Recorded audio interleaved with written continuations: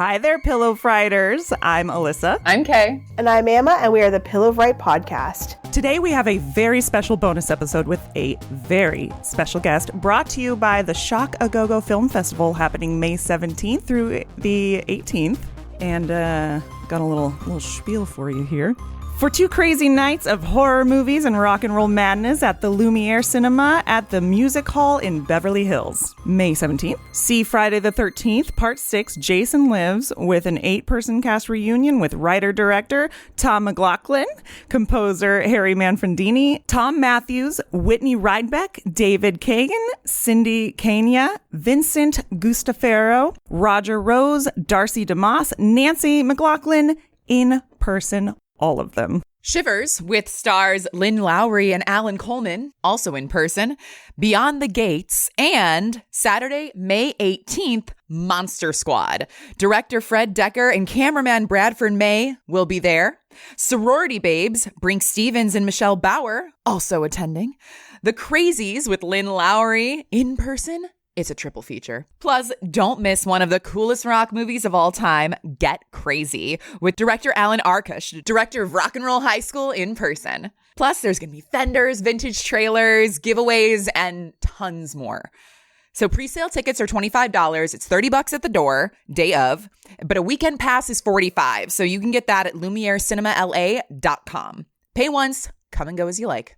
Sounds like a good time to me. All right, well, now let's get into introducing our guest. He's an Emmy Award-nominated filmmaker, a bona fide rock star, a former mime, a scream king in his own right, and he taught us one very important thing. No matter how many times you think he's down for the count, Jason lives. Please give a warm Pillow Fright welcome to Tom McLoughlin. Welcome, Tom. Thank you so much for being here, by the way. This is amazing. Hey, thank you guys for having me on. Oh my gosh, never had so a excited. Beautiful group of hostesses for the. Well, we try. If you can't tell, geek like me. Yeah, I need to make the movie. I apologize that we know nothing about horror or Friday the 13th. Yeah, I've noticed. I'm very I've sorry. noticed that you put me to the we test. don't know about Jason Lives. So, Tom, we always want to know everybody's horror origin stories. What was the first movie that you saw that made you a monster kid? Good question. We had a really wonderful thing here in Los Angeles called the $1 Million Movie. That was 9:00 every night, Channel 9. And they had the whole library of the Universal films, Frankenstein, Dracula, Mummy, all that. And they would play them Monday, Tuesday, Wednesday, Thursday, Friday. So as a kid, you could sit there and watch these things, Bride of Frankenstein. So by Saturday, you had all the dialogue down, Oh. And of course, that was my passion, was those movies, the Wolfman, all those, great monsters. The first thing that scared me, made me realize how fun it is to scare somebody, was I guess I was maybe 6. I'm sitting on the toilet, and the door was right here, and my dad just slowly opened it with a monster mask. Oh my gosh. And I obviously screamed my head off. My mother came in, hitting him. Don't scare the kid. What's the matter? But it stuck, So to this day, I'm still making people, jump. I don't know what that is, but it makes me laugh. I see these things on YouTube all the time. Oh, I love that. People taking headers and things, and I go, why do I find that funny? But, You blame your dad for the trauma. Yeah. Gotta my love dad that. was very interesting. He was a fire eater and a magician from vaudeville. Wow. And he did a movie with Peter Lorre. And so when I was like 12, he said, "You want to go see Peter Lorre?" You're like, hell yes, I want to see I Peter said, Lorre. yeah. So he takes me to Pierce Brothers Mortuary across the street from Hollywood Forever. Yes. And we go in, and there's Peter Lorre, in the coffin with the candles and stuff. And I walk over and, go, oh my God, yeah, there he is. Tiny. People always look so little in there. But then, cut to all these years later, I bought a crypt at Hollywood Forever in the mausoleum. And Peter Lorre is literally 3 feet from me in his little crypt. So, again, strange, but, that's my life. It's like I'm Forrest Gump. I end up being in these weird places, and then things kind of come around. Horror Forrest Gump. We're here for that. That works. We have this slumber party pillow fright vibe, so we definitely have to ask you, who was your first horror crush? Ooh, horror crush. God, it had to be, I would guess, Barbara Steele. Ooh, yes. And Caroline Moreau, is that her name? The Hammer films? Yes. Oh my gosh. Yeah. Which one was she? Brunette. Yeah. Jugs. Jugs. But you know what? I had all these Universal movies in my head, and I hated school. So I would ditch school and go to Santa Monica because there was a movie theater that would start showing movies at noon. So while all my friends were at school, I was in that theater watching all these, God bless his soul, Roger Corman movies, all the Edgar Allan Poe things, the Hammer films and stuff. So the crushes sort of were, the women in those movies.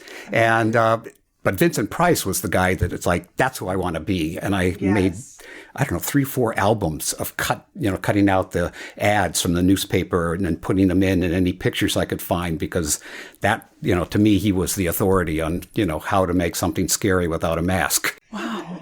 What a way to take the day off of school. That must have been so cool. I'd write my own here. notes, that never knew. I was cutting class all wrong.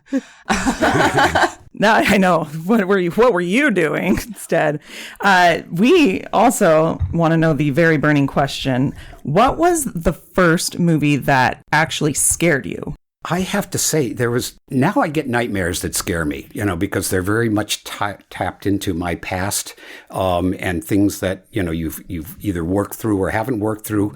But literally, when I was young, I wanted to be scared. I wanted to have nightmares. I sort of was numb to it because I was watching and sort of intellectualizing, oh, I know how to do that, and make my little 8mm movies.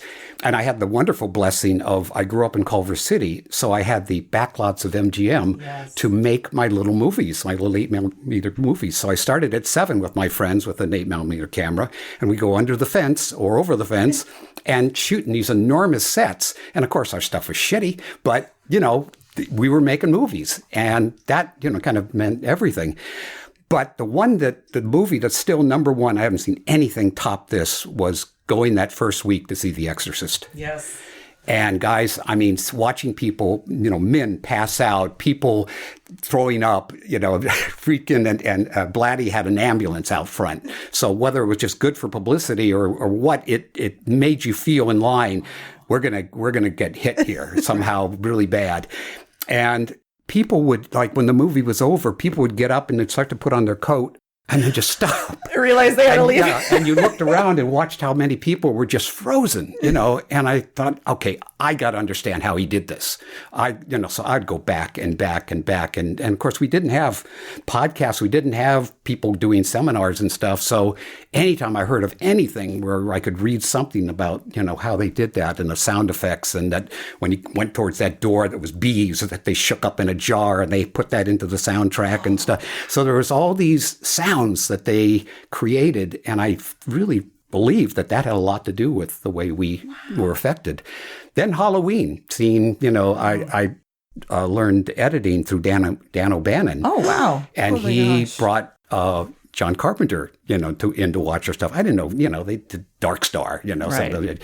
And then, of course, John did, the New York, Escape from New York. Yeah. But when they were going to open this movie called Halloween, I thought, oh, okay, well, let's all go see Halloween on the Friday night. Again, it was one of those once-in-a-lifetime things. The air was filled with popcorn because people were jumping, and it was amazing. You were just going, holy shit. Yeah. But when we walked out, the bad guy hadn't been killed.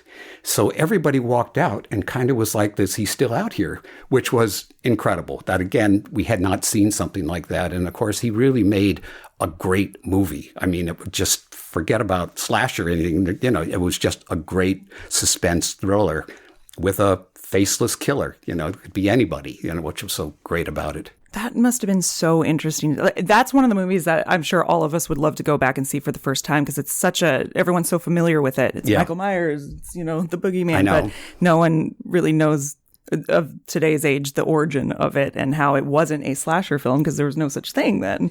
Have you guys seen anything that you went, okay, that's it, that for our generation of horror fans, being a horror fan, that you went, that's a game changer? I guess for mine was because I guess I more like 90s kid. So mine was Blair Witch. Oh, okay. Yeah. And I didn't even get to see it in theaters. I was the very sheltered life. I was not allowed to go to movies or watch horror movies or anything like that. So I and like, you know, the internet isn't what it is now, so it's not like it got spoiled for me. So when I finally watched it, like in my sneaking in my grandparents' house and watching it on like a little tiny tube TV with the VHS that I put in, and I thought it was so scary, and I don't think it was just extra because it had to be like this close to watch it. Yeah. And but found footage is one of my favorites, and I think for that reason. Yeah. But found footage took off after that. Sure did. So for me, I think that movie defines my generation. I think in terms of the slasher franchise or just franchises on a whole, Saw was definitely a turning point for that. Yeah. Okay. And I think today, I would say even Terrifier might be up there. Yeah. Mm-hmm. Yeah. It's it's bringing it back. It really is. And you have your new iconic killer. Yeah. Art has made its way into instantly. The world. I mean, you know, because I do these horror conventions, and suddenly it's like, where did all this art stuff come from? You guys get any piece of this? I mean, it gets merchandised so fast. Yeah. But I had to say, as much as, you know, people are going, oh, it's just way too over the top. I said, you know, in the 80s, we couldn't come even close to that. Like one of those kills we couldn't do. I just love the fact that it's like, special effects guy, you know, special makeup effects, and he just went for it. And they're so great. They're some of the best effects I've seen in a while in that movie. I know.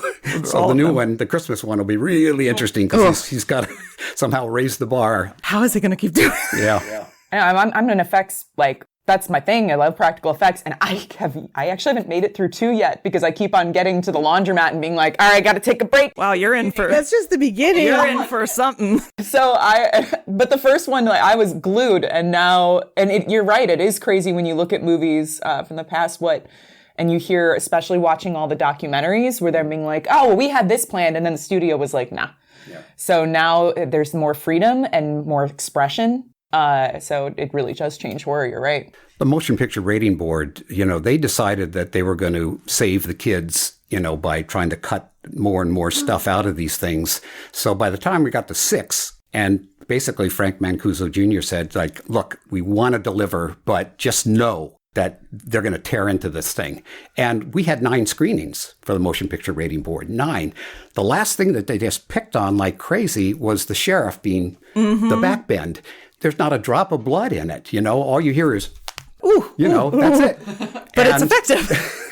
They said it was cumulative. By the time we get to that, you know, so I had to take like 2 little cuts out.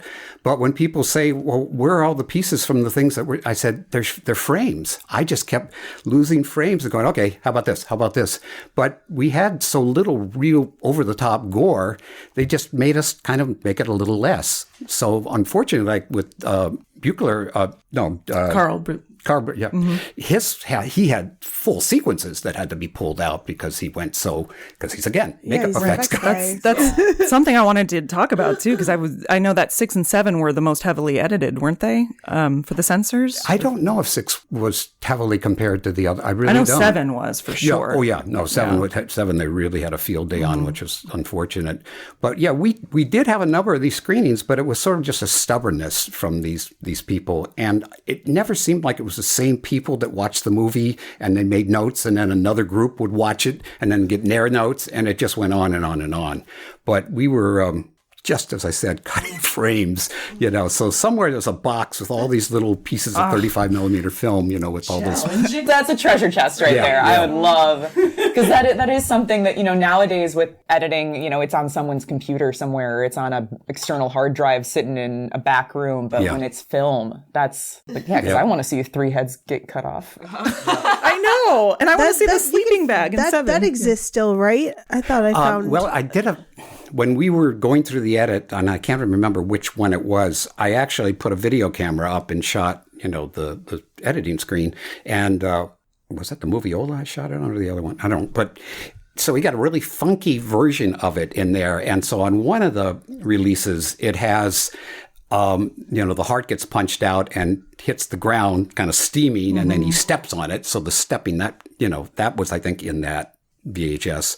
And then the 3 heads and the cop that gets his head pushed, you actually see the skull snap open, a piece of bone come up. That I really missed because it wasn't gore and blood. It was just like, you know, Wow. open a little piece of brain. So, things like that were painful to have to lose. But in general, there wasn't a whole lot at that point, we really had for anybody to see, But again, I went in knowing this was going to happen. So I wanted to make the movie more of an entertainment piece. I mean, yes, I was making a slasher movie, but to me, it's like I wanted to make a movie. I wanted to care about the characters. I wanted to have, agendas. Jason had an agenda to get Tommy. Tommy had an agenda to put him back in. And that sort of drives the movie forward and the things that happen. And then at the end of the day, it's the, infamous final girl, who ends up saving the day. Tommy goes down. Tommy goes down. Pulls him up. And also adding kids, which I had no idea other than like, why wouldn't we have kids in here? And it's like, can I shoot them at night? It's like, yeah, sure. So, they would hang around the craft service table, eat all this candy. So at 5 a.m, they were wired. And their parents were right there. It's like, are you sure you don't want to take them home? Hell no, they're having a good time. And so it was great. But what I didn't realize, and I should have, because like Son of Frankenstein, when I saw that, the little boy, Basil Rathbone's child, I so related to as a kid. And it's like, yeah, I want to be friends with Frankenstein and things. So this movie had kids. So all these kids who see this film really connect with it because that could be them in there, the little Nancy character and things. It's like, what happened in that moment? Well, if I ever get a chance to do my sequel, I'll show you what happened, that was that moment.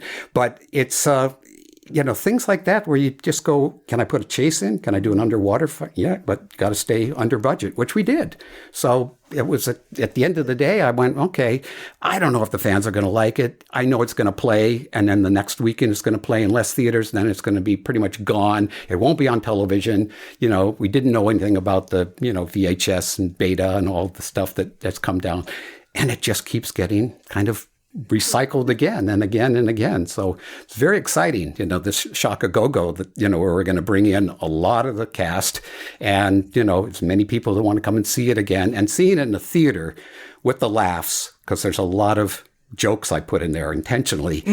And one of the big ones, and I don't know if they'll do it this time, we'll see, when Nancy gets killed and she's got money that she offered Jason, and the money sinks, but the American Express card floats.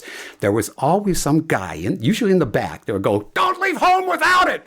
The whole audience would laugh, and he felt like, but it was all intentional because I wanted to leave that space and see if somebody would do it.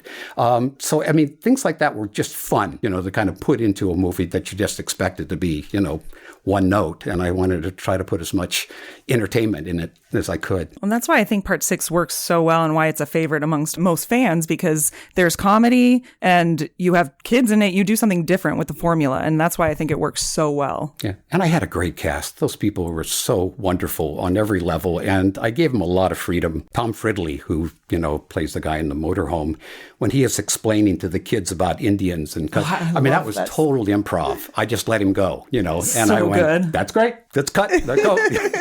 I mean, he's exactly that way now. Here we are 37 years later. He's got that same energy of Really? a 15-year-old kid. I mean, that. he's just incredible, I which wanna is be his great. friend. And Darcy, everybody's just, wonderful thing about actors, that's like, bang, they just keep that life, going. Because that's what we want to see is somebody that you can connect with and, can talk about things and, their perspective. In the franchise, so you're credited with giving Tommy Jarvis his makeover. So what made you decide to recast and go with in this new direction? It wasn't my choice. John Shepard had decided he didn't want to do the part. We've heard so many different stories over the years, which I don't know if his agent wanted more money. And of course, Frank would certainly not do that. And the other one was that he got religious and that he just didn't want to do something like that. I don't know which of those, I think there was a third one in there, but I don't remember what it is now. So we had to do open casting and he came in and I just, as they say, just fell in love with him. He could be macho. He was, obviously good looking. He could do the comedy because it's very specific 30s, 40s banter, wise ass banter. And the same thing with Megan. And these two had to, throw that ball back and forth, which they did beautifully. And things like that I knew he was going to be great. There was just no question to me. So yeah, and he came, and when I saw him in the game, they recreated him. I thought, that's great. Those are such huge compliments to this movie. Like there's a couple of lakes where they have a Jason, chained down under the lake. That on the and I internet. thought, how cool is that? Come up with this crazy idea going, is anybody going to buy this? But it's the old, like Poltergeist, oh, they removed the tombstones, but the bodies are there. Well, same thing. You had to get him down where he died, supposedly, and again, that's all that question. Did he really? Because in part 2, there he is full blown, and, Alice looks exactly the same. It's like, was it a dream she had or what? But the truth is, guys, it's when you're making movies like that, they're going, well, we can't make it about a kid, so we got to make him older. So it's just a decision they make, and all the rest of us has to go, okay. Timeline and that. Those guys. I will say, if I ever was swimming in a lake and came across, even as a statue, that is actually, like, megalophobia is one of my fears. So that, oh my God, that is it. That is epitome. It's why I don't swim in cloudy lakes. Yeah. But Jaws did that to people big time. Psycho in showers. People were constantly like, anybody there? I have a shower curtain that has her silhouette or his silhouette with the knife, which looks so cool. It's one of my favorite things when people come over to use the bathroom. It's like, holy shit. It looks great. You can light it from the back. So, she's perfectly outlined. But yeah, that and going into the ocean. I mean, with Jaws, people just really stayed away. And Exorcist, they went back to church. We ain't Catholic, but we're going. So when you got, approached to helm Jason Lives, were you hesitant? Were you like, oh, I don't know if I want to approach this after fake Jason? And where the state of the franchise was at the time? Or were you like looking at Jason, you're like, I can fix him? No, I wasn't that brave. I was sort of frustrated because I had written, when I was in Paris studying with Marcel Marceau, I went into the catacombs. Oh, you just dropped Marcel Marceau? Like, oh, no big deal. Just studying with him. Well, at that time, I was a 19, 20-year-old kid. I didn't speak French. I left California, my girlfriend, my band, all this, and went over there and went, what the fuck am I doing? But it was an incredible learning experience, and sort of being a starving artist in Paris, eating carrots and oatmeal because that's all I could afford. It sustained me, but I got so skinny that Lorraine Newman, I don't know if you guys remember Saturday Night Live, I did a reading. She said, here, go eat something, and she was a walking stick. So I figured I must have looked pretty bad. But I went down into the catacombs, and in those days, you went down these spiral staircase, and they gave you a candle, and you were a little group, and of course, it's wall-to-wall skulls and bones. I mean, that close to you. And you're looking at all these dead from cemeteries from God knows how far back. And suddenly, typical me, I decided to let the crowd go ahead, and I stayed, and just kind of did this for a while. And suddenly, it was like partly a sound and partly a feeling. It started to go up my back, and that classic thing of the hairs. And I'm thinking, what am I scared of? What? There's nobody here with a gun or a knife or no, but I just bulleted out of there. But that feeling, that claustrophobic feeling in the dead created what was One Dark Night, my first movie. And I just made it into a mausoleum. So I was so much, mainly with the Gothic stuff from both the Edgar Allan Poe stuff and, of course, the Hammer stuff. I wanted to make Gothic horror. That's what I really kind of loved. That's what got me the job, was that Frank Mancuso saw that and he said, why don't you take that style and see what you can do with it? Which I did. And if you turn the color off, watch the movie, it really works, I think, better in black and white, because that's what John Cranhouse and I were trying to do with the photography. But when I was offered the thing, and it's like, a slasher movie, that's all. Every time I pitch One Dark Night, it's like, no, give me a girl. No, bunch of girls. And of course, no tops, and forest, some isolated place, and we need the money then, knife, saw, something. I go, but I've got this thing with the dead floating and things. No. So it took a long time, to get that made. So when suddenly that was offered, I'll be honest, I had only seen the original Friday the 13th, which I thought was great. We had so many slasher movies, it's like, it wasn't what, it really excited me, because the couple that I would see that weren't, even though they were good, like Prowler and some of these ones, it's like, I don't want to kill women. I can't So when this came in, I went, okay, I got to have some rules. And many guys, as women, are going to go down. Every kill was going to be unimitatable. Not like you could just slice somebody's throat. No, we're twisting heads and pulling them off. We're punching out hearts. We're doing stuff, crushing heads with your hands. So I wanted to be, because he's been electrified. And so he's going to be super. And he's not, for the 10,000th time, a zombie. In my mind, I had the sheriff shoot him in the head, kicked back his head. He went back and he kept going. And to me, in those days, that's how you killed, zombies, as per, George Romero. So, but it's been since those times the movie came out. That's the zombie Jason. There's a real Jason and there's a zombie Jason, and that's kind of the label it got. But I never thought of it that way. I really thought, I'm stealing from Frankenstein with the lightning bolt, bringing him back, because I thought that's the only way you can bring somebody back from the dead. And I put Karloff's store in there, so you went, okay, he's acknowledging where this came from. But that's, to me, what you got to do. Nobody creates anything truly original. You take your influences and put them in there, and nobody does it better than Quentin and Scorsese.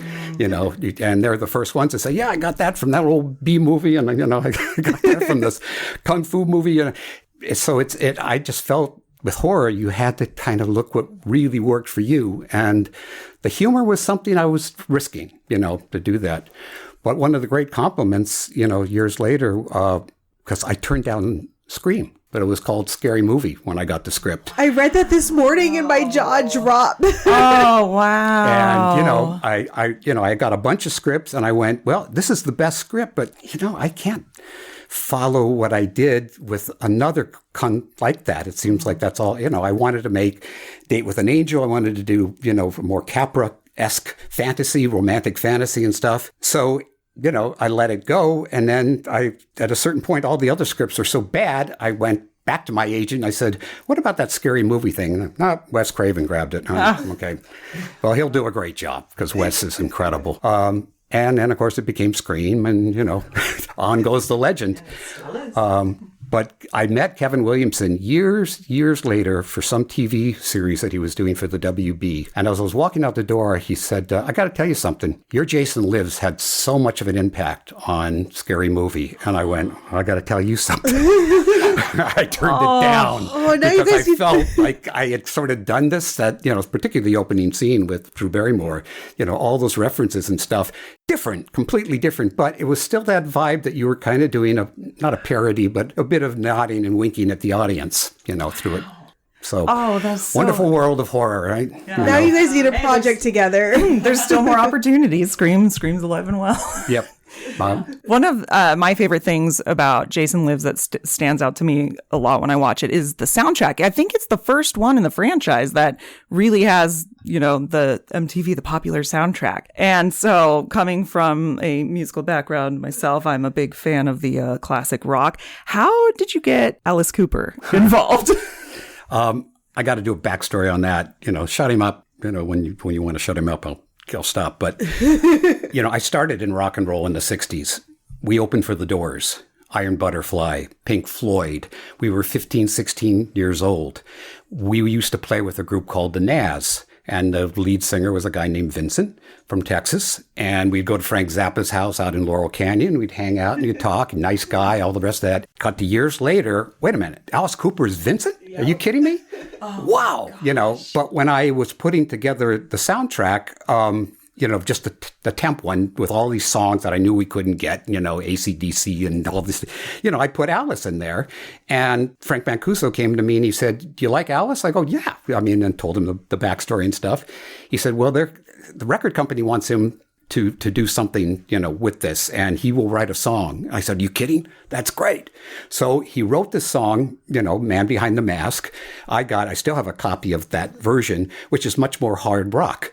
And I loved it because I'm a hard rock kind of guy. But they decided, no, it's the 80s. We got to put the synth. We got to make it, But I've come to love that, as we all have. It has its own thing. So now here we are, 37 years later, and then plus all from the 60s. I have not shook his hand. I have not said anything to him since we sat on a couch at Frank Zappa's house. That's how. Wow. And we keep it's like he was going to come to one of the screenings, and then something happened, and then he was going to be at some, convention, and then something changed. So it's yet to happen. But he did tell a fan, because in my band, I sing Man Behind the Mask, and I'm able to do that kind of voice, you're with your baby. And so, I do the song, and the fan told Alice that, and he goes, yeah, I got to have Tom come up and we'll do a duet. So that's like bucket list time, Alice, we know you're watching this. So when you see this...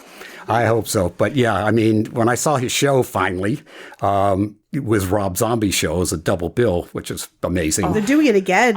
Are they doing it? Yep. I wanted to go so bad and I missed it. That sounds amazing. But yeah, all the stuff he was doing, I was doing in the 60s, but nowhere on a grand scale like that. But I had flash paper between the Vox amps that I would ignite. I would jump into the audience. I had, maracas that I would smash. I would, do, I'd bloody tricks, and I still did this with the new band where I put a knife into me, open my shirt and put a knife into me, and then go like this and pull out, and then turn it into 1,000 pieces of confetti. Wow. So, it's all this like bar band, mentality, because we didn't play the big arenas like he does. But it's that same thing of that desire to want to do something really visually, and something that kind of fell into my horror background.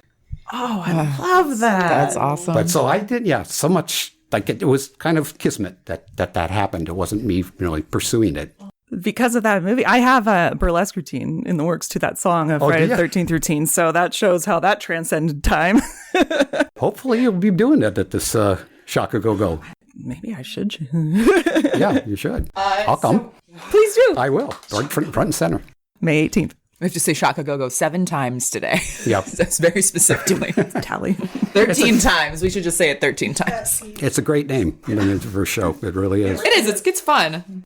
So there's been talk about you coming back to the franchise with a new movie. Can you tell us about what the script? Yeah, I was going to keep it secret, but then I realized this lawsuit between Victor Miller and Sean Cunningham was going on and on and on. And then at a certain point, they settled it, and Victor was going to get the rights to remake Friday and do the backstory. So I thought, okay, now I'm going to do that. And this, of course, was just around COVID time and things, so I had the time to just kind of go into it.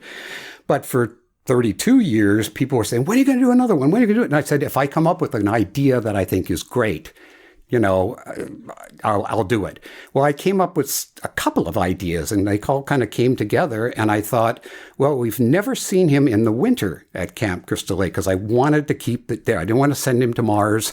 I didn't want to, send him to Cleveland. I just felt like, he's got to be there in that turf. But what about just across the lake? So I do something in the opening that a lot of fans are going to go, what? But then again, there's a reason for that. But they end up going, these girls, Catholic girls, with a nun that's driving the bus, come to be redeemed over this Thanksgiving Day weekend. And I thought, great, guess who's coming to dinner for Thanksgiving? Well, Eli Roth beat me out on Thanksgiving, which just came out, but that's one of the elements that was in there. But the main thing was that the snow would be like John Carpenter's The Thing, heavy duty snow. There's a quality that I think with the claustrophobia, it's one thing, and it's another thing if you can't run and Jason can go right through.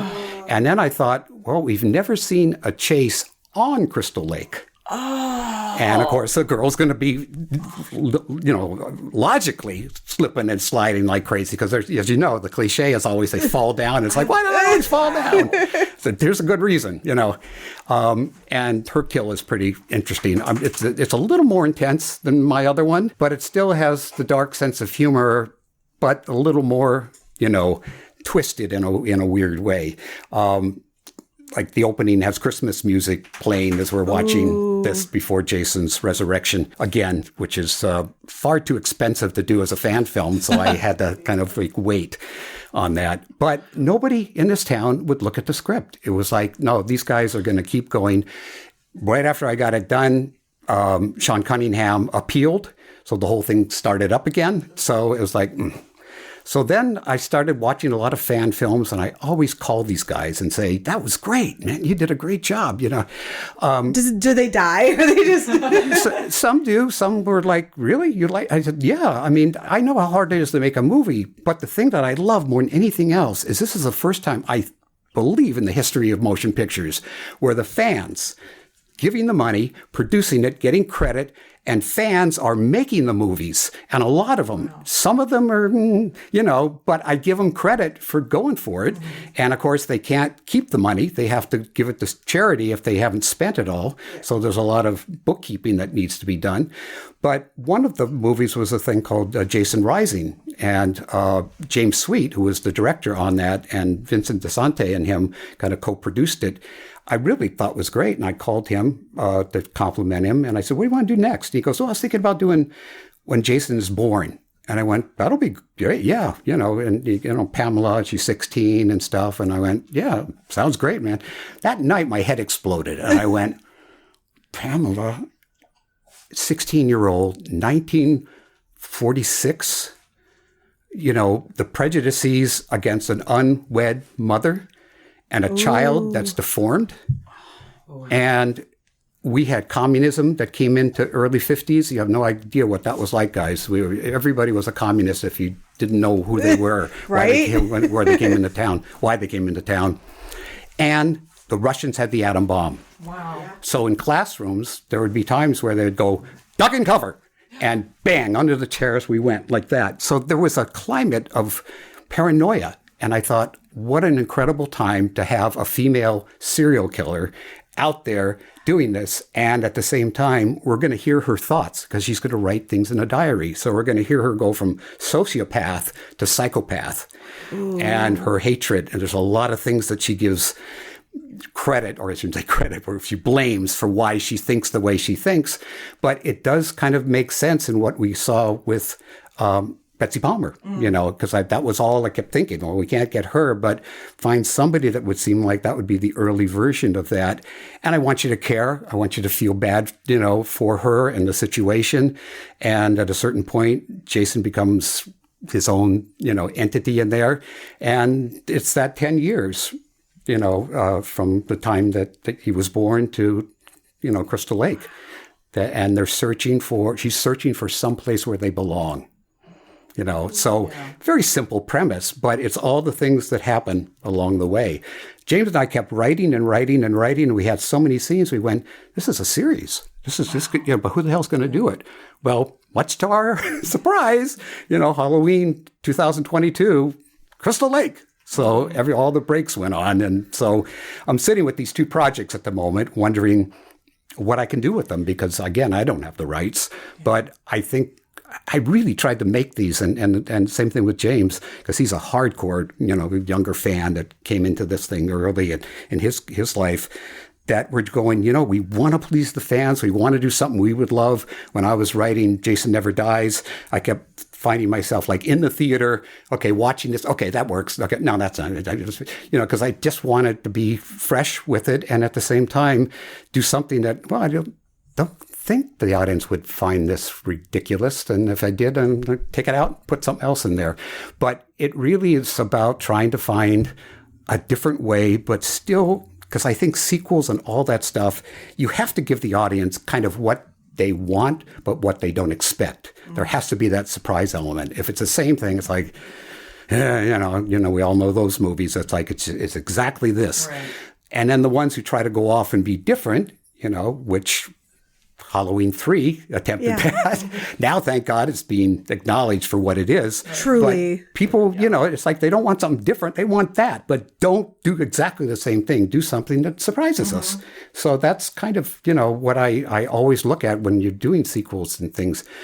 Aliens took one of the best movies ever. You know, I saw it on 42nd Street with an audience, and boy, they were nuts. I thought, how is this guy, you know, well, Terminator, okay. And of course, now it's huge again. Right. You know, I just saw it a couple weeks ago when they reissued it. And boy, it still works. I mean, such a great movie. It is. It's just. And like, look how hard that movie was to make. I think his whole crew quit on him at one point. Didn't like James Remar, that's his name, right? Didn't Cameron? Or in Aliens, right? You're talking about the director? No, I was just talking about the cast, how there was a lot of just drama with the cast and leaving it and was firing. and the crew was British. They were Ridley Scott loyalists, and they didn't like JC very much. Well, it worked out in the end. But I know as a fan, I can see there are so many fans who the number one thing that I always hear is, we want to see Jason in the snow. We want to see Jason in the snow. That would be so cool to see him in the snow. And I think that'd be freaking rad. I want to see that so bad. Like, it was so fun because Vincent DeSante, who does, did Never Hike Alone. Yes. Which is a great, it was like the first one of like the fan film things. When I announced it I think it was on Bloody Disgusting or whatever, he called me and said, we need to talk. And I go, okay. So he goes, I've written one too. I go, you kidding? It's like, because again, we had no conversations. And I said, well, what do you do? He said, well, I'm doing a fan film and stuff. I said, well, you're going to get there first, brother. Because it's going to take a long time because I'm going to have the rights. I can't do this as a fan film. So he did it. And, he found how difficult it was to try to shoot in the snow. So we had to add stuff. And, the thing with snow is a lot of movies have found out is that it's there this week. Right. Next week, it is gone. Or you have to use that potato. Yeah, you're jumping all over the planet. Now with digital, there's a lot more stuff, obviously, you can do. And also, I didn't want to kill a crew, that while we're shooting stuff in the cabins and things, they're out in the, freezing temperature with snow and below zero. So I thought they got to do some of this on sound stages, with great backdrops but really shoot in the snow for the exteriors. And there's something about blood in snow with a yeah. little bit of steam. That is an aesthetic. Yeah. And then I had to find a twist on the infamous Shining, where, the little boy's running and, Danny! And he's coming, just follows those footsteps. And I thought, well, I can't do the same thing. I had to come up with something else, so that the girl, doesn't give Jason exactly where she went. Oh, that's so good. I want to see that. I know. So bad. I want that Frozen Jason. Frozen Jason. So we hear that you kept some really cool props from Jason Lives. True or false? True. Very true. It was like, all right, I want a mask. They're all gone. Everybody took... Wait a minute, I'm the director. Can I have my mask? No. Gone, brother. So, I thought, well, is there anything else? And he goes, well, do you want the coffin? And I go, yeah. I don't know how I'm going to take it on the plane, He said, oh, you can have the tombstone, but it's a real tombstone. It's like, concrete, and it takes like 3 people to carry that thing. But they just put it on the back of the grip truck, and drove back to Los Angeles. So in my backyard, there sits his thing. And of course, I can leave it there, freak a lot of people out who come to do work in the backyard, particularly like the gardeners. It's like, And Can we come and leave flowers for Jason? Yes, of course. And then the coffin I had in my basement for many years, and that also was that thing you come down the stairs and it's like, what is that? I said, that's Jason's coffin. Amazing. Look, it's so I did a lot of podcasts out of it over the years. Awesome. And now I have like a little horror museum upstairs in like the attic area. So I have him up there, and I have a bunch of different audio animatronic monsters around him. So, and they're holding black flowers and stuff. So it's again a little. I want to see that so bad. That sounds so cool. Is it comfy? Is it comfy? Yeah. Oh, I don't know. It's not comfy. I got to get lining for it because they had something that was all sort of deteriorating and then they pulled it off. So there's big hunks of glue, hot glue there. And I keep going, find some lining, just stain it up with, I don't know, tea or something, make it look funky and put it in there. And then I thought, well, when I get like 101 or something, I'll say, I don't know, $500 or $1,000 a night and you can sleep in Jason's coffin. And I'll come in and scare the shit out of you in the middle of the night. Okay, I'm crowdfunding something so I can with do this. That. But yeah, I want it to go someplace cool, at some point that people can see it. And we did a lot of like when people have come over, want to sit in the coffin, we'll take pictures and, people love that. And again, to me, that's part of what we should be doing is passing these things on to the fans and people that really... I can't tell you how many people say this thing changed my life. I had lost my parents. My grandmother took me to see this thing and, I was 8. And I mean, you go, really? But I know how I felt about the monster movies. I know how I felt like a freak, and I could identify, with all these things. So it makes total sense that all of our 80s monsters, which truthfully, we went in kicking and screaming, it's like, no, these are not as good as, the Wolfman and Frankenstein and stuff. But now, they're legendary, all these great monsters from the 80s, and trying to remake them. And, thank God Pennywise came along, and Art, the clown and stuff. So we're finally getting some new ones. Yeah. Can never have too many monsters. No. So on May 17th, we'll be screening Jason Lives at Shock-A-Go-Go Film Fest. In Beverly Hills with a lot of the cast. And I've got a great cast. We've all remained friends, you guys. 37 years later, how many friends do you have from 37 years ago? That's amazing. But we still text. Before I came here, CJ's helping me out on this thing. She brought him over. Darcy, I see all the time. We see some of each other at this festivals, but we still stay in touch. That's great. And it was like we bonded in a way unlike most movies. But the fact that it had become so successful, it keeps us kind of like, can you believe this? I can't believe that this thing is still going and people are still loving it. It is. It's a shock because, as I said, I didn't think it was going to get past a second week and then it would be gone, And yet it's a favorite. It's a big favorite amongst fans. I know. I am honored and humbled. Everything about that. I never expected to open Wikipedia, mainly known for, and I went, really? I've done 43 films, 43 feature films, but that's the one, Do you still like watching it with an audience? Like, are you going to sit in the audience for the film fest? I do. Or do you just have to, do? The comedian side of me, because I did comedy for so many years. And the Emmy nomination you mentioned was for writing and directing comedy for Dick Van Dyke. Oh, wow. And I was 27, and I was directing Lucille Ball, Freddie Prinze, Tommy Smothers, Chevy Chase, Flip Wilson, because I was doing these pantomime sketches, since I had that training. And it was an amazing, period, but it really got me into wanting to make people laugh. So the best thing for me is going in and seeing if the jokes still work, if they still laugh at No Exit when they see the kid with the book, and so it's just that thing of, I want to make sure these things still work, kind of thing. So I will either, like the last screening we had was so packed and people were up against the walls that I had to just kind of peek my head in to see, is this working or not working? I think hopefully we'll actually have seats this time, so I will watch. But yeah, it's not that I love what I did. It's more that I'm amazed that it's still playing, because there's certain times you see things, and whether it was a movie you really loved, you go, it just doesn't work like it used to. And I don't know what I would think about all the Lifetime movies I did. I did like 9 years of Lifetime television for women. I said, why me? Because we have no women directors. I go, that's not right. There's a couple out there. And it's like, no, but we know you can deliver it in 16 days or 17 days or whatever. So I had to educate myself, usually online, talk to a lot of women. If I was doing teenagers, I'd go to schools and talk to the kids about issues and stuff. So my monsters through my TV movies were all very real. I did a movie with Molly Ringwald on AIDS. She was, the first woman that kind of went out and talked to kids about safe sex. But then, The Wrong Man with Mahershala Ali and Julia Ormond was all about, a man being put in prison for 22 years for something he didn't do, and then just alcoholism, mental illness. All these things, real monsters, and cyberbullying. I did a couple shows on that because, there were kids that took their lives over that, and we wanted to put that out there. But I always, because I'm a rock and roller, put rock and roll songs in there as much as I could. Murder in Greenwich with the Martha Moxley thing that, that we did.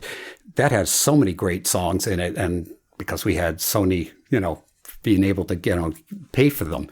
But normally you use like needle drop things, and I just try to make it sound like good rock and roll. So people would go, what is that? I want to get that. It's like, it's just somebody made it and sold it, and that's that. But yeah, it's... the interesting thing is, you do all these things, and I made sure that every movie I did, the next one is going to be completely different. So if I did a true crime, like the Staircase Murders, then the next thing would be a Christmas movie, with a man that believed he was Santa Claus, and then a romantic comedy, then, back to some heavy duty drama of some sort. I wanted to just keep pushing myself. And the blessing was I could do 3 movies a year instead of 1 movie every 3 years. But it took me out of the horror genre. So it's like, what happened to him? He's dead? What happened? It's like, no, he's just out making a living doing it. But now it's like I'm kind of crawling back. And thank God Mick Garris put together this Masters of Horror group. And so we all started meeting. And that first meeting was amazing because it was like, Rob Zombie and Carpenter. Wow. Del Toro. And Del Toro eventually. No big deal. He was the one that gave the title, these are the Masters of Horror. So speaking of kind of made for TV movies, sometimes they come back, you mentioned was a hybrid movie. And that movie stands out to me personally in my childhood growing up. That was my Sick Day movie. And I really love that movie. And I don't hear about it nearly enough. So to have you here to talk about it is amazing. And we want to know, is it true that you were given Sometimes They Come Back because you were partying with Dino De Laurentiis?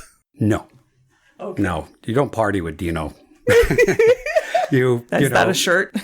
But what Dino would do, because I did Date with an Angel with him, and what happened is that, after Friday the 13th, suddenly did so well, it was a New Year's Eve party at Dino's house, and it was Frank Sr., who ran Paramount, and Frank Jr., who made the movie, and the 3 of them were smoking cigars over in the corner, looked like mafia guys, and then, Frank Jr. came over and said, Dino would like to make a horror movie with you. And I go, no, I want to make this Date with an Angel movie.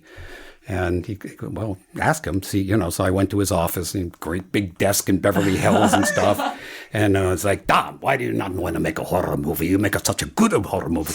And I said, this means everything to me, and stuff. So he kicked and screamed about it. But Rafaela De Laurentiis said, all right, she wants to make it. But then Dino gave it to his wife, Martha Schumacher, to make. So we made the movie. But when it was over, he did this wonderful thing because he's a mogul. I mean, he's like old school mogul. He'd call me like at 7:00 Sunday morning. Dom, what are you doing? I said, just getting up, doing things. Come over. I want to talk to you about a film. And bring the kids. So we bring up the kids. My kids would play with his kids. Now, this is this gorgeous Gloria Swanson old home that he lived in. So he'd sit there, and they had the butlers and the cooks and the thing, and so to finish the thing, and then he would light up his little cigar and stuff, and he'd go, all right, Tom, Orca 2. I said, what? Orca, the bigger whale. Orca 2. You want me to do that? It'd be fantastic. I go, you don't want to do it? Why not? And I said, I don't know anything about whales and blubber. All right. And, let's go see what the kids are doing. And that would be it. And then next week or 2 weeks later, how about this? And he finally pitched me something that was like a classic Italian film that was like a drama comedy thing. And I took a look at it and I said, that's great, but nobody heard of it. And I go, I know, we'll make up a great title. I don't know. And it never happened. Yeah. But then sometimes they come back. He had bought the rights to a bunch of things. And I think sometimes it was going to be paired with Cat's Eye. Oh. I think originally. Wow. And then he hired, 2 big writers, to do a script. And he wasn't happy with the script. So I came in and I said, yeah, it doesn't quite capture what the essence of that thing is. And mostly we wanted it to feel like family, some element that was really relatable. And so, they brought in another writer, and we sat there and banged it out. And first day actually of shooting, the night before we had like a little kind of, prep party, and the mayor of, no, it wasn't the mayor. It was somebody of Kansas City that was there. And it was so cold, I kept saying, does it ever snow here? And he goes, no, never. I mean, well, maybe like in January or whatever, because this was like in November. So 4 a.m, I get a phone call. It's my AD. He goes, look out the window. Why do I want to look out? Look out the window. I look out. There's like 2 feet of snow. We had only prepped for, exteriors. And so we're going, okay, we don't have any interiors and stuff. So we go to the house.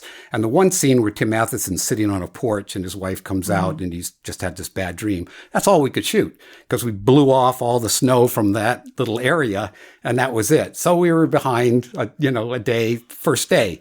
And it was just like that. Extras would fall on the set. There'd be an ambulance to take them.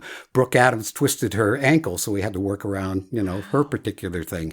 The old man who does the story about Sometimes They Come Back was an old stunt man who lived out here next door to the producer.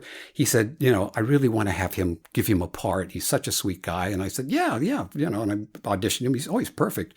So 3 days before we were going to shoot the scene, he comes to me and he goes, he just had a massive heart attack. Oh, no. I said, all right, so we got to recast. He goes, no, he has to do this movie. I said, what do you mean he has to do this movie? And he goes, he's been waiting for this. This means everything. I said, how am I going to have a man with heart attack? Sure enough, got on a plane, came there, had the oxygen. And, of course, he was so frail and stuff that Tim Matheson had these big cards that he was holding up. And if you watch closely, you can see he's, kind of reading it.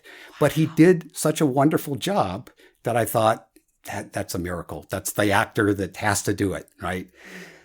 2 days later, because the dailies had to go to Los Angeles and stuff, they come back and said, none of it's usable. Oh, no. They loaded in the wrong speed of film. They put like daytime film in something that should have been for tungsten for light.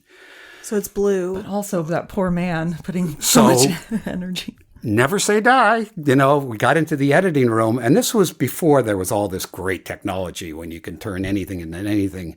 But me and the editor, Charles Bornstein, we sat there and went through, and we kept messing with things and stuff. And we finally got it. So if you look at the scene, it's kind of grainy and stuff, and because it's pushed, to get better light and color in there. So what I did was just sort of the previous scene, I started with that look. So it sort of like happened during the previous scene, went into that. And then the next scene also kind of had that look and then kind of disappeared on one of the cuts. It worked. Wow. I mean, we got away with it, But at the end of the whole thing, we were like 2 days before the wrap.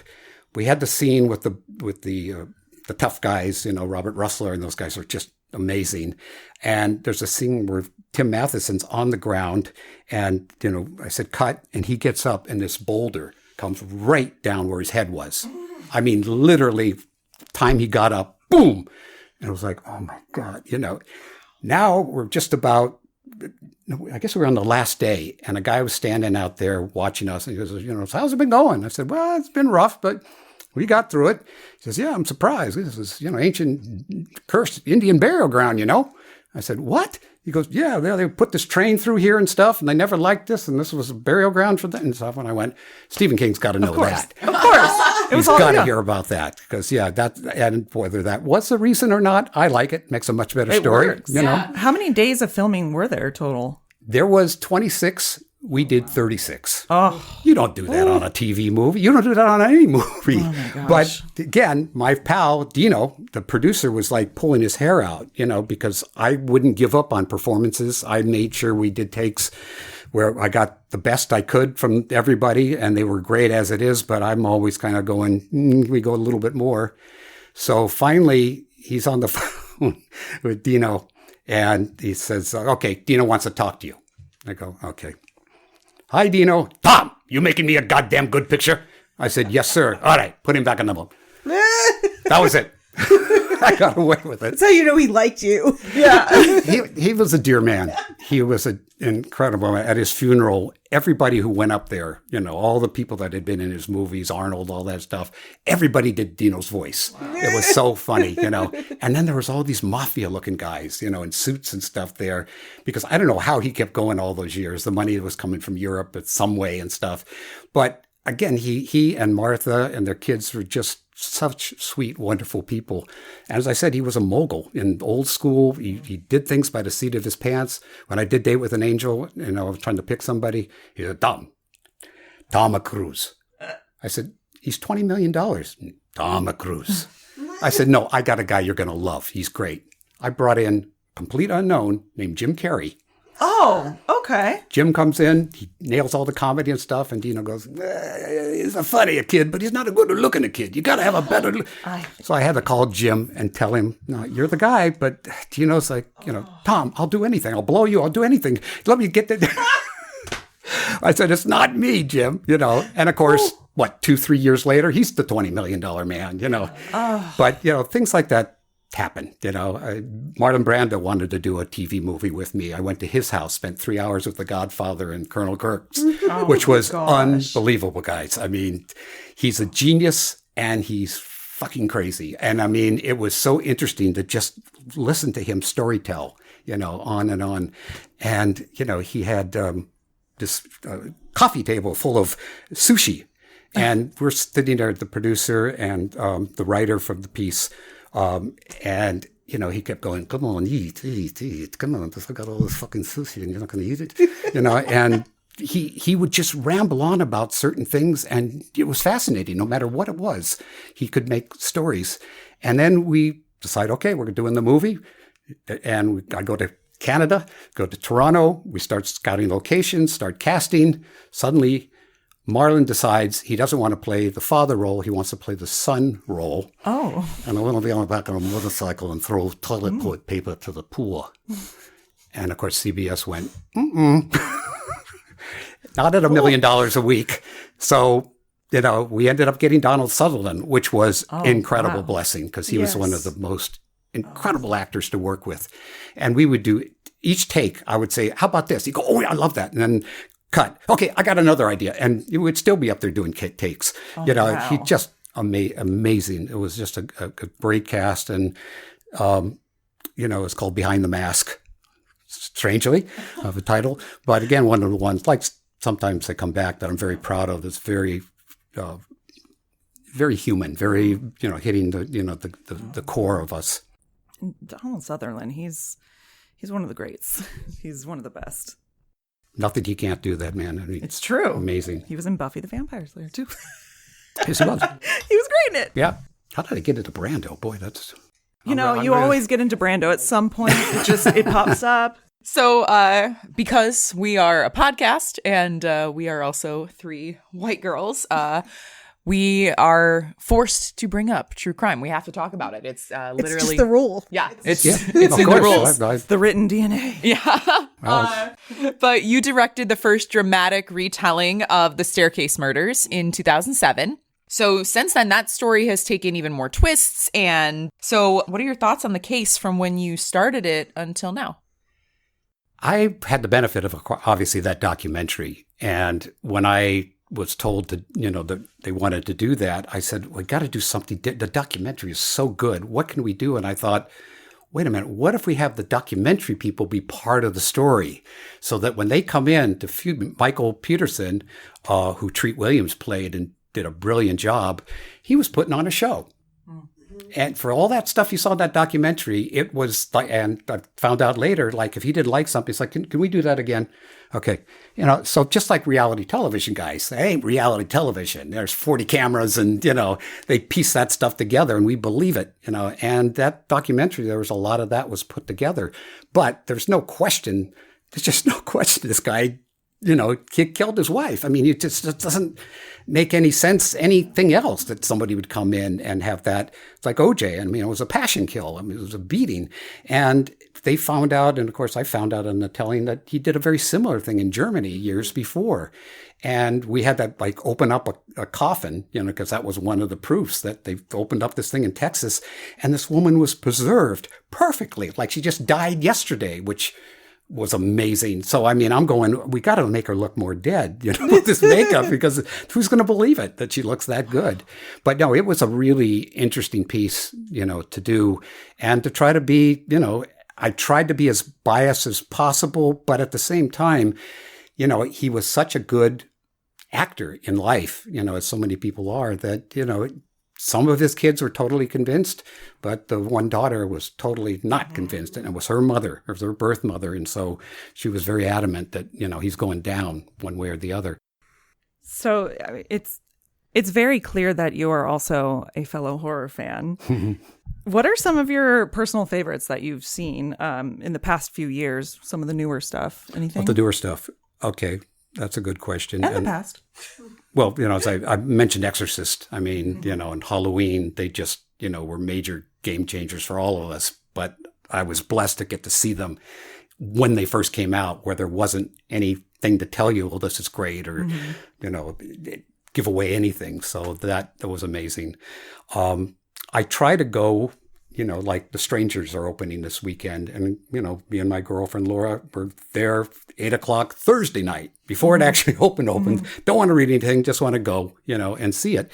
The same thing with In a Violent Nature. Yeah, that's coming out, I guess, at the end of the month. And I'm going, that's a Jason movie. Look at that. They're getting away with it. But I hope it does well. I hope it, reinvigorates the the genre again, because it's hard to make a really good one unless you go, like Damien did with Art the Clown with Terrifier. It's like so extreme that you're going to be lucky to get into theaters. But he's going to somehow circumvent all that, I guess, because those are like triple X in terms of gore factor. Yeah. But I had a ball watching it, the first one and the second one. So I'm looking forward to the third one. And I've met those guys, they're really wonderful guys. They're really accessible, fun, and they love it, what they're doing.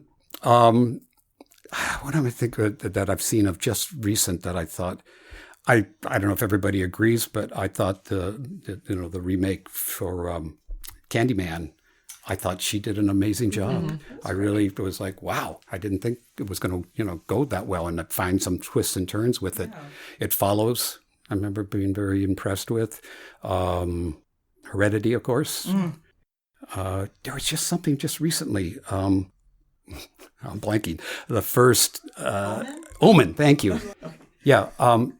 Having done this movie Prophecy for John Frankenheimer years ago, and I was the mutated bear. In that bear suit, yes. I had to train for 3 months to run on all fours, and it was an endurance test. But I met Kevin Peter Hall, who obviously went on to do Predator and Harry. It was Harry of Harry and the Hendersons. 7'2", sweetest, most wonderful guy. When he passed, I couldn't believe it. But we go and we make this movie, and John Frankenheimer wasn't in the best state of mind. He didn't want to make a monster movie. He wanted to make a message movie. And so he was constantly torn between where the emphasis was going to go. And we had a screening at the Chinese Theater, for preview screening, and all these makeup effects people had come. And for some reason, they had a vendetta against Tom Berman, who did the thing. So they laughed inappropriately. They booed. They did all this stuff. And at the end of the movie, as everybody's walking out, David Seltzer, who wrote the original Omen, was sitting there. And I never forget this image, just staring at the screen like his whole life had just passed in front of him. I felt so bad, for him, because that was not the movie that, he intended to make. So when they were going to do the first Omen, they didn't even talk to him in the beginning about they were doing this thing. And I guess eventually they finally, got him aboard in some capacity. I don't know. So I wasn't sure how to feel about the movie because I have a loyalty to David. But, at the end of the day, I thought, well, if you don't compare it, it can work. She did a great job. It's a tough role that she was doing in that thing. But I'm not putting it up there as one of the ones where it's like, oh, the ones that I love are the ones like, okay, I got to go see that again. It's like I surrendered myself to the magic, and now I need to know how the magician did the tricks. Got to go back and, was that a cut? Was that was that all one shot? It seemed like one shot. It's like, no, it's like 8 shots, but they just were very clever how they, merged it together. So much with technology today, if you're smart with it, that you can do. Yeah, that's true. I like that, the magic of the movies. And I really like the way you described that. Magician. Sure. Put that on a shirt too. It's all going on shirts. So what's a dream project for you that you haven't made yet? For many, many, many years, Spielberg was our god, in the 80s. I mean, anything he did from Jaws on was like, So we all wanted to be Steven Spielberg. We all wanted to be name above the title kind of thing. And I remember when, Close Encounter was just mind blowing, but he couldn't aspire to that. That was just too big.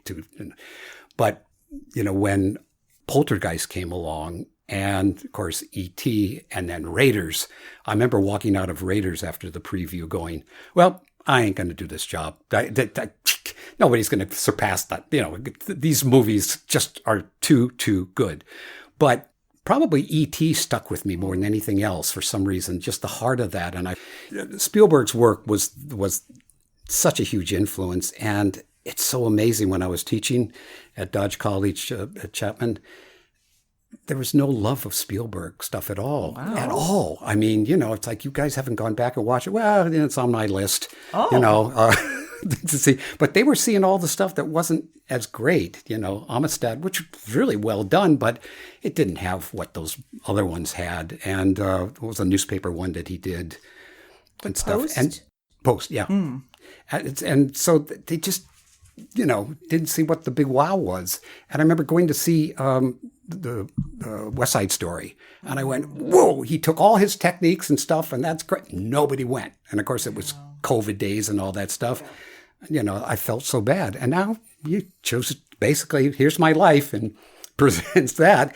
And I kind of sat there going, I know all this stuff. I've done so much studying of his work. I mean, my office is just sections of all the great directors, from The Silence all the way through. So, I tried to just eat that stuff. I wanted to take these books and just jam them into my brain, and wanted to carry all that incredible information in there.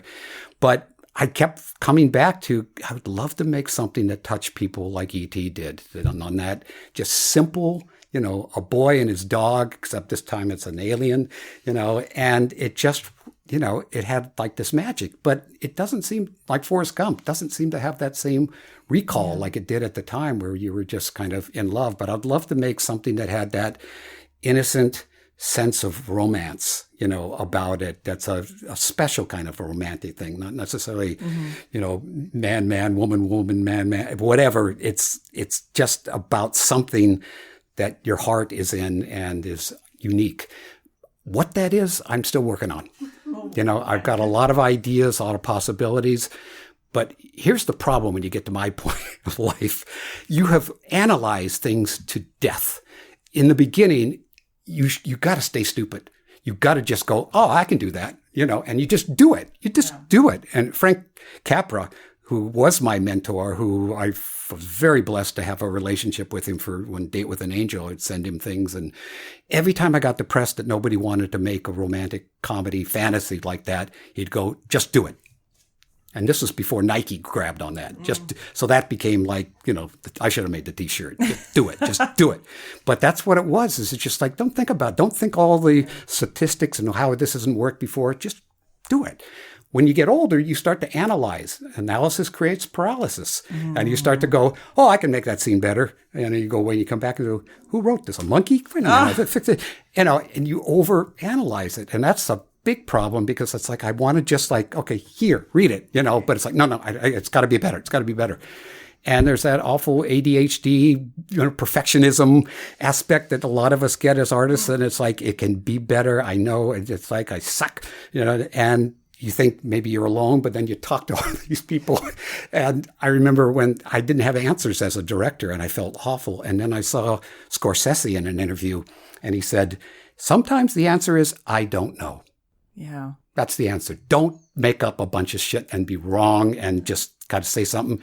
But what I added to that is, I don't know, but the AD would have that answer. Talk to them. Give them an answer, not like push it off to somebody else, but, that was a question that they could answer much easier, or scheduling question or whatever. But you got to come fully prepared. I mean, with stuff, even if you're not going to use the shots you planned out, you go in there with this confidence of, I know I can make the day. I can do this and that. And that's so important. And that still kind of sticks. And I tried to pass that on, is don't be over ambitious, or be ambitious, but in a way that it's contained. Use longer lenses, do more things that are easy to do, but still could have emotion. That's the whole thing. And one of the quotes that I've always loved from John Ford, when they asked him, what is a movie? And he says, it's three things: emotion, emotion, emotion. And he's right. Whether you felt all his movies deliver that, but that's ultimately what we have to walk away with, is that we were caught up and we felt something, and that's that feeling of, God, I can make it through the rest of the week now, or that made me laugh. I needed that laugh, or whatever it is. Terror, the fact that, oh boy, I'm glad I didn't spend the night over, or take that dare that like I did on the first movie with staying in the mausoleum overnight or whatever. There's always some decision will lead to something else, but let them suffer. That's why we go to the movies, because we want to escape the real world for a bit.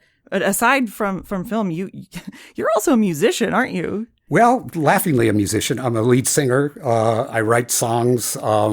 I play harmonica. But yes, in the 60s, that was the thing. It was all about the girls.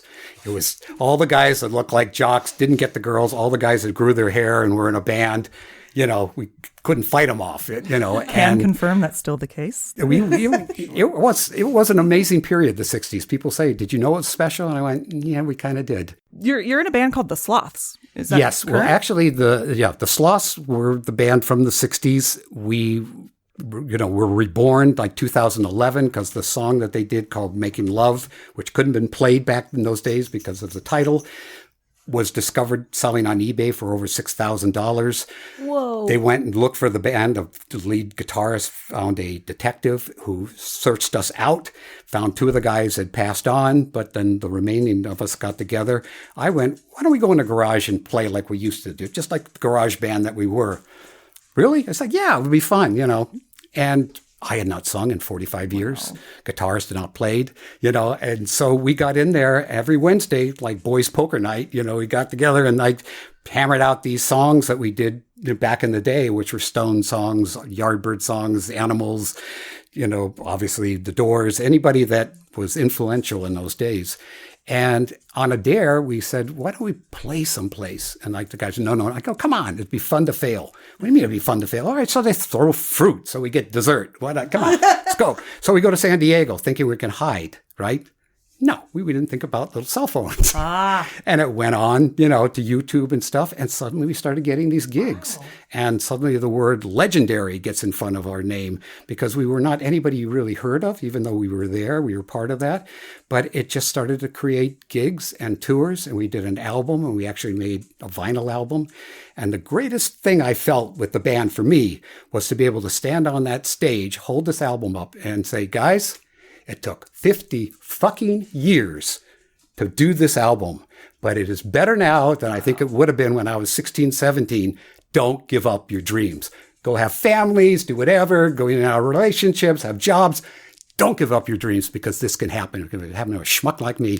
It can happen. So that preaching, what I somehow found, that if they were 19, they cheered. If they were 60, they cheered. It was that thing of like, yeah, let's not do that, to ever give up. And it's hard. It is really hard. And you find, well, there's a lot of dreams, or you are heading down this road and something else happened and go, I didn't realize that's what I actually wanted. It was different than what I had planned. So we just did a gig. The Sloths had not played in 6 years. We were on a tour. COVID killed us. These are all older guys, not me. But I got this job at the Whiskey A Go-Go. Wow. Shock A Go-Go this Friday and Saturday. A Go-Go, Shock A Go-Go. So we're at the Whiskey A Go-Go opening for Love, who were the big band back in the day. Oh, wow. And it was packed. And as I said, we had not played in 6 years. So Rusty, boy, you can bet. And then our drummer gets COVID, so he can't do the job. No. So we get another substitute drummer who had 2.5 hours to try to learn these songs. Wow. And these were songs that we had not done since the 60s, because I said, we can't do, original songs. We got to do the songs that we did at that time kind of thing. So I didn't feel it was a great show. I knew what we were, again, the perfectionist thing. And so I kind of, said, all right, that's our swan song. We played the Whiskey. That was the dream back in the day. Daily Variety comes out with this incredible review. They're back 60 years later. This time it's personal, And it was like, holy geez. But then I started thinking, but these guys, I don't think they really, really, really want to do it. I'm still obsessed like a addict, so I couldn't say the Sloss. So I went and trademarked the name Slothzilla. If you're gonna with an change exclamation, you gotta go bigger. Yeah. Nothing's bigger than Slothzilla. No. And I put the exclamation point there, and then I found like there's all these shirts that are like from Europe that have that, with a sloth head on like a Godzilla, type size body. And anytime I've gone places with these shirts, people go, "That is so cool. Where'd you get that?" I said, "Well, it's the band, So I'm putting together this band. It looks like the drummer's going to stay with me and, looking for the other musicians. And what I want to do is some sloth songs for those that like it, but probably, do a little something different with them, but they're things that I wrote. Yeah. But then the cool songs from horror movies. Nice. The things that, when you see that movie, you go, I love they put Sympathy for the Devil in there, Killer Clowns from Outer Space, yes, Pet Cemetery. I mean, there's like 50 of them, guys, of like really cool Dream songs. Warriors. Yes. So that's the goal, is to combine that so that if we played a horror convention or even just clubs, they would know the songs, but I'm going to put it in a much more kind of theatrical, horror way, whether it's a huge canvas thing that says Slothzilla or whether we show clips from the movies as we do it. But it's this thing of, the show must go on. And that's for me, I got to do something where everybody's like into it. Right. And see what happens. Well, we'll be there. We'll All be right. the first. That sounds amazing. Yeah. Be in the pit. 100%. Well, so, okay. What do you got coming up? What do you want to promote? Shock-a-go-go. Shock-a-go-go. Yeah, please come down. Please come and call me whatever you want to call me. I'll be there, and the cast will be there, and you guys are going to be there, and some incredible stars. Barbara Crampton. Who else is going to be there? Lynn Lowry. Fred Decker. Fred Decker, great guy. Love Fred. So many, and probably a lot of surprises. People are going to show up. So that's what's upcoming now. The band obviously is going. And I'll tell you, the one really, I don't want to say it's dark and twisted because I don't think so. I have a great, great passion for the supernatural, paranormal. You're in the right place. And when I was doing my first movie, One Dark Night, I was also studying bioenergy and Kirlian photography, the things that, you can see. That's a real thing. Mm-hmm. We all have that energy. And you go back to biblical paintings, the saints, Mary, all have that glow. And I've gone to these places where, they take a picture of your aura and then come back later and it's kind of changed because your energy has changed and stuff. So as the years have gone on, I've adopted this feeling that what we see and call ghosts is not ghosts. It's energy. It's residual energy that's left behind. If there's a murder someplace and you go into that area and you're a sensitive, I don't want to be in here. And maybe you don't even know there would have been a murder there. Same thing. You go to your grandmother's house, you go to some place that you hadn't been before, and you just feel this warmth, this love. Do you feel that? No? Because yin and yang, positive, negative. You got to have that kind of combination to create something. When I was making movies in New Orleans, I had a house that was no question things were going on. Literally at 4 a.m, every morning I would hear, stomping, kind of down, on like the floorboards downstairs. And I would come downstairs, look out, nothing there. In fact, the thing where I heard stomping on wood was solid cement. So I go, okay, I'm dreaming. This is just like, because you got to be Houdini. You got to question, that. Right. So the next night, I started hearing it again. I ran downstairs. Now I heard it on the upstairs balcony, So the only thing I could think to do is I'm going to pee in the toilet and not flush. Because when I wake up in the morning, if that's there, then this wasn't a dream. That's good thinking. Good thinking. So, that's what I did. So then I started talking to people about the house and stuff. And they go, yeah, have you looked in the mirrors? I go, no. He goes, yeah, but talk about there's things like that are stuck in the mirrors and stuff. Never saw anything like that.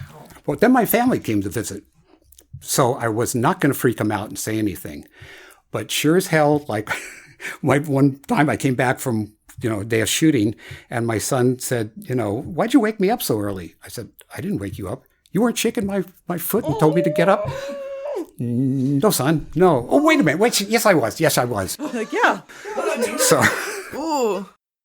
I had a girlfriend when I was 16, and she saw ghosts. And, I was, yeah, right. But one night, the kids were playing with a Ouija board, and that somehow pulled something in, I guess. Again, this is all up to your believing. Are we all right? Oh, no, we're good. I was responding to you. Oh. You never want to mess around with Ouija. Yeah. As one person in that world said to me, it's like, go over to your front door, open it up and say, anybody want to come in here? Who's going to come in? The normal folk? No. Sure, welcome. So it's, and a lot of people just don't believe it, but it does. There are things that more than news, weather, and sports. So what did I do? I turned 60, and my family decided to have a 60th birthday party at the Hollywood Forever Cemetery in the mausoleum where I shot my first movie, One Dark Night. And that was like my AFI tribute. All these people from my movies, friends, whatever, all there. And I'm going, oh my God, I'm going into the third act. Wow. I don't want to go into the third act. I've got way too much I still want to do. So in this burst of madness, I went back the next day and to thank them and said, this is crazy, but is there any crypts or anything still available? Because I know it's been, since I'd done the movie, it basically all been taken. He goes, actually, there are a couple. So put me in a golf cart, go across the cemetery to the cathedral mausoleum. You go in, he says, well, there's one up there. And I go, yeah. And there's one way up there, but there's one right here. And I went, that's Peter Lorre. How much? $55,000. Can I make payments? Yeah. Do you take For 3 years, guys, I made payments to get that thing. And then came this notion that if I can do something that Houdini wasn't able to do, because Houdini always was doing it different places and he was trying to pull him in. But what if, and this is what I've been doing for the last 12 years, on my birthday, I invite anybody who wants to come, friends, fans, whatever, and we all sit in chairs, and there's literally, I have 13 chairs there, and then whoever else stands, and we talk about our lives. We talk about the business. We talk about what went right, what we're dreaming of and stuff. Never mention that crypt, never talk about death at all. It's all about the positive, because that to me is what I want to somehow fill that little corridor with. Now, my hope is, and as people said, well, you're not going to know, you're going to be dead. I go, you're right. But I know right now, and it's exciting to me, this paranormal experiment, that after I'm gone, if you come and on the crypt, I had a plate made. First part says, to die will be an awfully big adventure, Peter Pan, from the book. And then, name, birth, obviously nothing for the death date, and then instructions. Close your eyes, open your heart, I'm here. Now, I'm hoping to attract people that go, let's give it a shot, and it's got to be positive, because that's all he wanted to have happen. Now, if anybody hears my harmonica, because I'll go in there sometimes and play, if anybody feels something, if anybody thinks they hear conversations when there's nobody else there, to me, it's a success. Wow. But it's going to take yin and yang. A lot of people can come in and say, this is bullshit. Other people are going to come in and go, I don't know, and that's all I want, is that opening. And it's the third act for me. The show must go on, even though I'm gone. But I'm shooting for, guys, just so 2050. I came in 1950, 2050. I'm fine. Anytime after that, but I ain't going anywhere for 27 years. So I got to come up with something great in the next 27 years.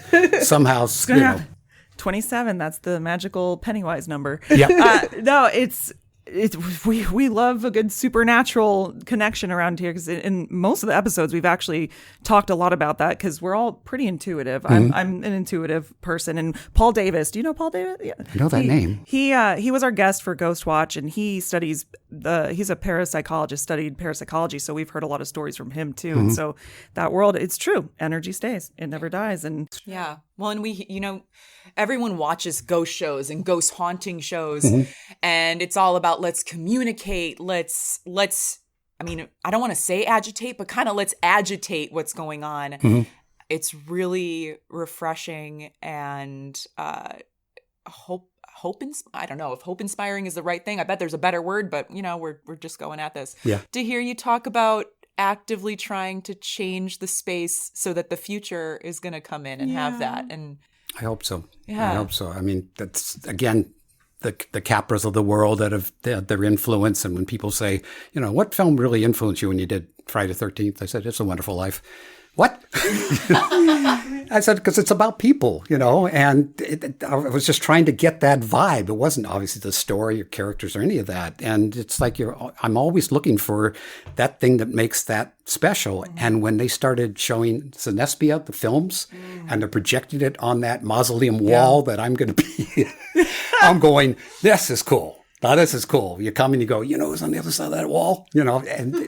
But that's the kind of stuff that just sort of happened. I had already made that choice before that started. And it's just that thing of like, the Day of the Dead celebrations they have there. If you've ever been, it's again, that's a biggie.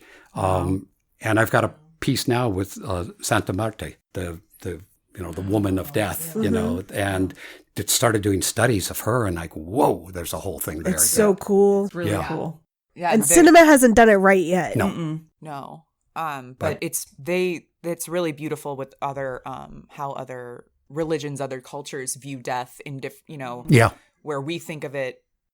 I don't know. I guess where we think of it in a very particular way, but other cultures celebrate it more than U.S. I want to say U.S. or UK based cultures. Yeah. But if you look at, especially we get to see that with Hollywood Forever and Day of the Dead celebration, which, in the Midwest, I never experienced, then came out here and was like, oh my God, like this is amazing. Instead of what I was raised with was like, you die, we don't talk about you anymore. Right. And other people that are, and to have other people like, no, you're with us forever and you live on and all that. It's really beautiful.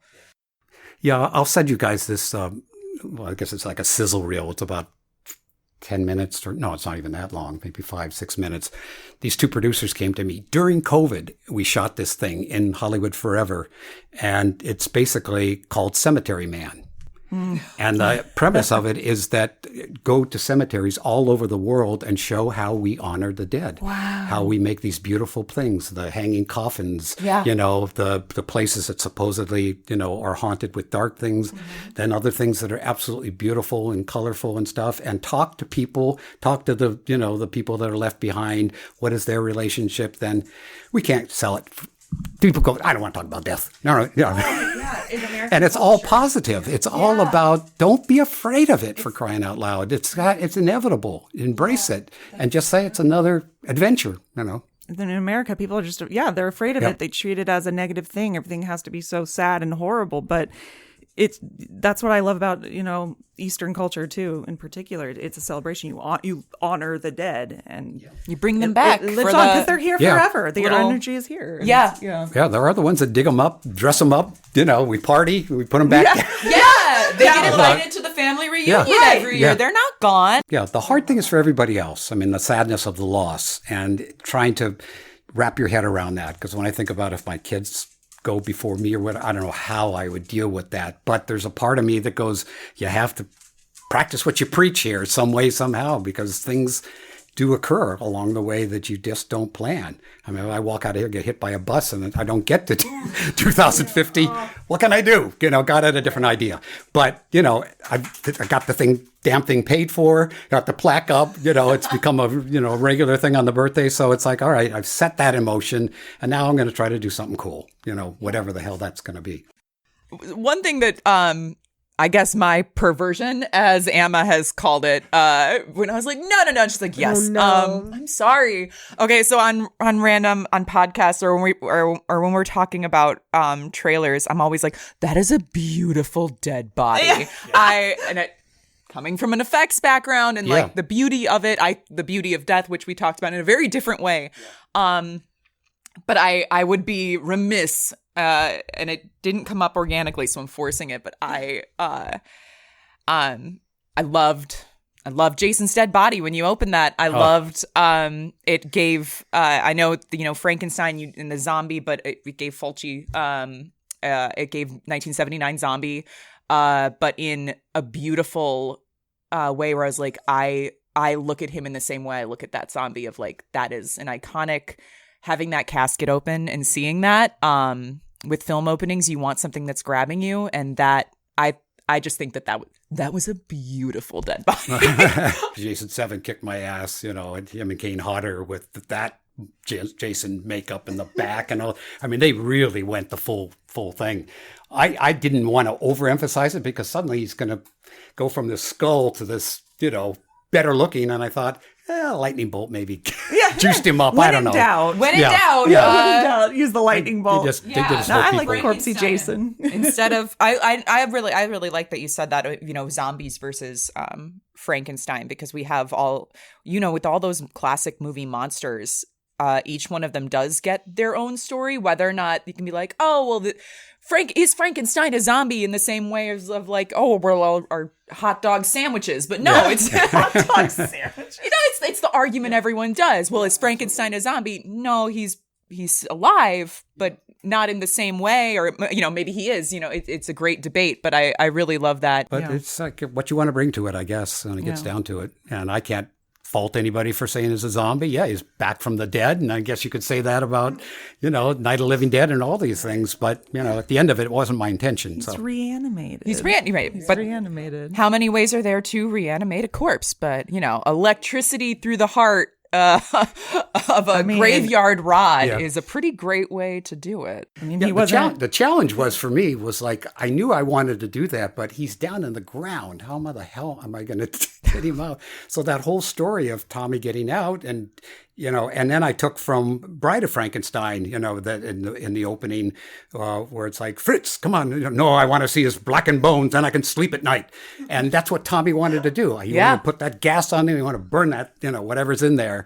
And then he freaks, and he loses it. And it's like, what does he grab? Friggin' spear off the fence, and starts wailing away at it. But, you had the can of gas there. The whole intention was to do that. And of course it twists around, so he's going to try it when he's walking, and it starts with a match and the rain starts. Oh shit! So it was just trying to piece all that together so I could still have that idea of the lightning. He could have been pissed on by a dog, like Freddy was in Dream Master, but and then electrocuted that way. Well, they come back. But thank you so much for being here with us today. This was a delight. Great time with you guys. It's so wonderful to have three ladies all excited and into it, and where so many times it's just like, well, it's like, can I see your eyes? So I could connect, but it's.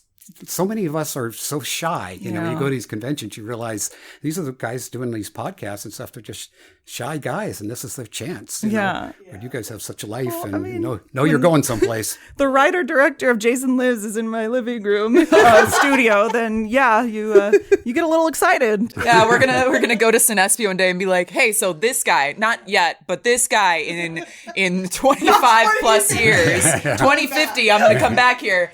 This guy. We knew.